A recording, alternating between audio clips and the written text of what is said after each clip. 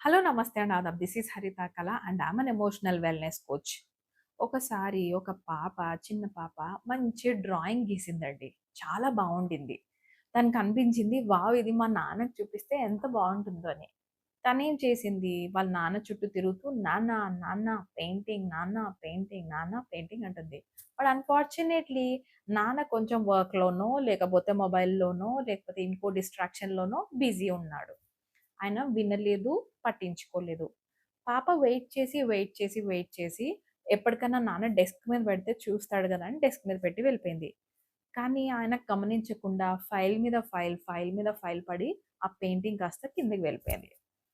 సరే ఒకరోజు కొన్ని సంవత్సరాల తర్వాత నాన్నకి ఆ పెయింటింగ్ దొరికింది. చూసాడు. Oh my God! నా కూతురు ఇంత పెయింటింగ్ చేయగలదా అనుకున్నాడు. So, he went back and tried to talk to his daughter. మాట్లాడడానికి ట్రై చేశాడు. కానీ అప్పటికే నేనా? డ్రాయింగ్ ఎప్పుడు చేశాను? అని అడిగేంత పెద్ద కూతురు ఆ అమ్మాయి అయిపోయింది.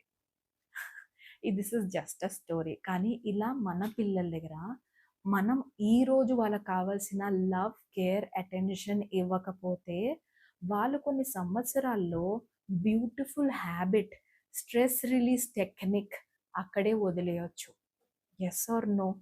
సో, అదే మూమెంట్‌లో ఒక్క 10 సెకండ్స్ పాజ్ తీసుకొని, ఆ నాన్న గాని, "ఓహ్! వావ్! నీ డ్రాయింగ్ చాలా బావుంది" అని ఒక్క మాట అని ఉండుంటే, ఆ 10 ఇయర్స్ పాటు ఆ అమ్మాయి దాన్ని ఒక కళ కింద మార్చుకొని, ఒక పెద్ద హ్యాబిట్ బిల్డింగ్ చేసుకొని, స్ట్రెస్ బస్టర్ చేసుకోగలిగేది.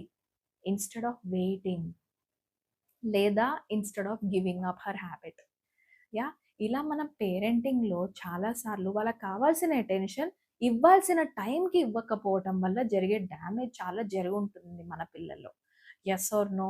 ఒకవేళ మీకు అనిపిస్తోంది మేడంతో మాట్లాడితే బావుంటుంది అని అనిపిస్తే మాత్రం ఖచ్చితంగా మా కౌన్సెలింగ్ సెషన్స్‌కి ఎన్రోల్ అవ్వచ్చు. డీటెయిల్స్ అన్నీ డిస్క్రిప్షన్‌లో ఇవ్వడం జరుగుతుంది. కానీ ఈ వీడియో మీకు నచ్చినట్లయితే మాత్రం like, share and subscribe. Thank you.